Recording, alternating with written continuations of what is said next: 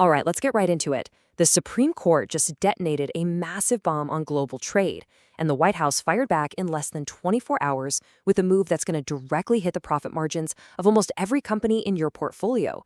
Over a single weekend, the court just stripped the president of his number one tariff weapon. The response? A brand new global tax on pretty much everything coming into the U.S. But here's the huge catch. There's a 150-day taking time bomb attached to it. So today, we're going to track exactly who gets crushed, who actually benefits from this, and this massive refund loophole that Wall Street is scrambling to exploit right now. So let's start with the number at the heart of this entire storm. $134 billion. That's the estimated value of all the tariffs collected under a law that the Supreme Court has now said is unconstitutional. And here's why that's so important. That isn't just some abstract number.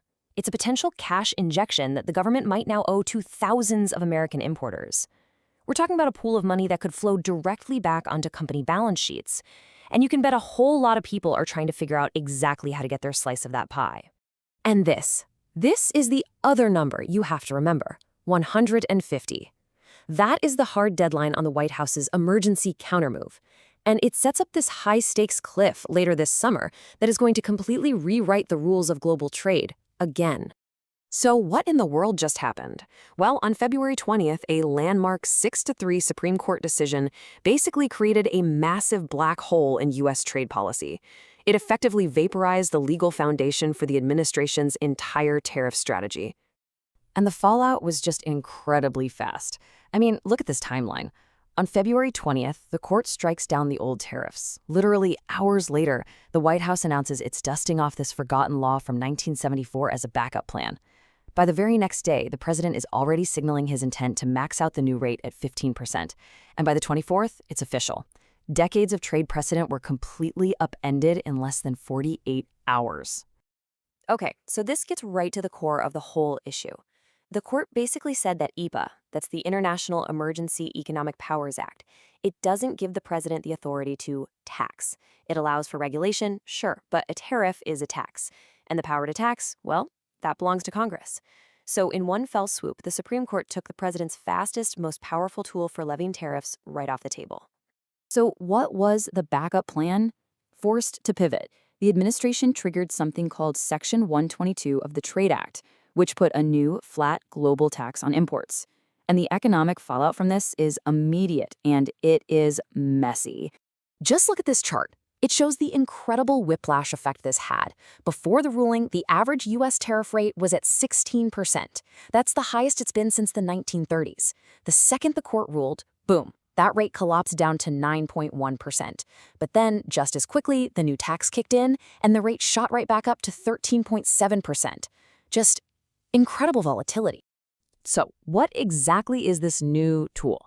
Well, Section 122 is this obscure, rarely used law from way back in 1974. It lets the president slap on a temporary import surcharge to deal with a bad trade deficit. But it has two fatal flaws if you're trying to make long-term policy.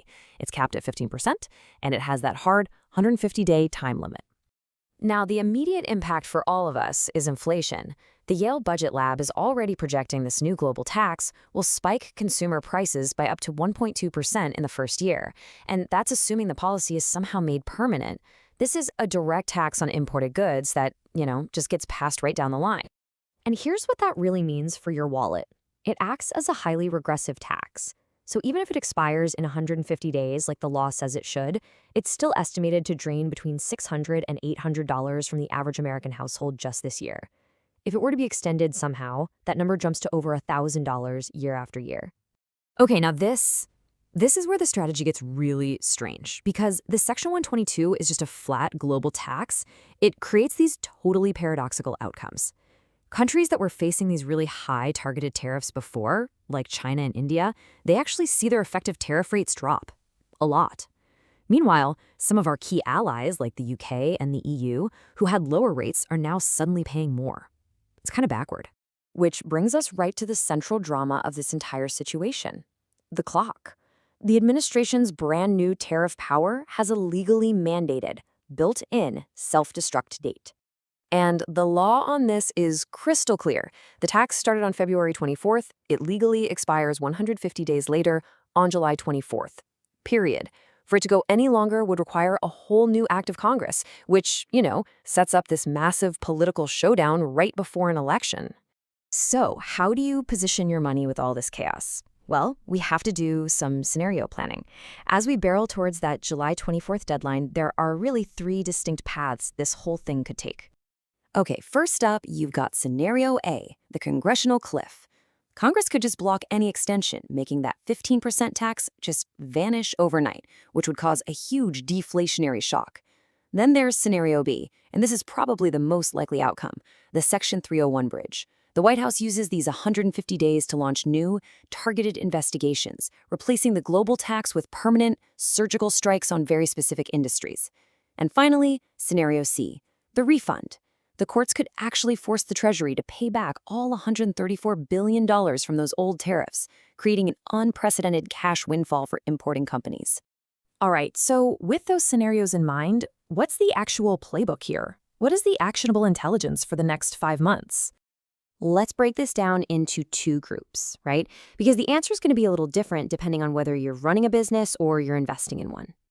If you run a business, especially in a sector that imports a lot of stuff, you need to brace for margin compression right now. And please, do not assume the government is just going to mail you a refund check for those illegal tariffs. Legal experts are being really clear about this. If your company paid those tariffs, you have to file a lawsuit at the Court of International Trade immediately to preserve your claim. If you wait, you could forfeit that money forever.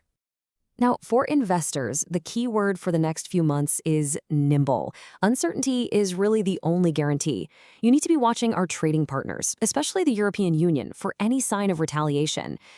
Defensive plays in domestic manufacturing might look safe, but remember that retaliatory tariffs often crush U.S. exports, like agriculture and tech.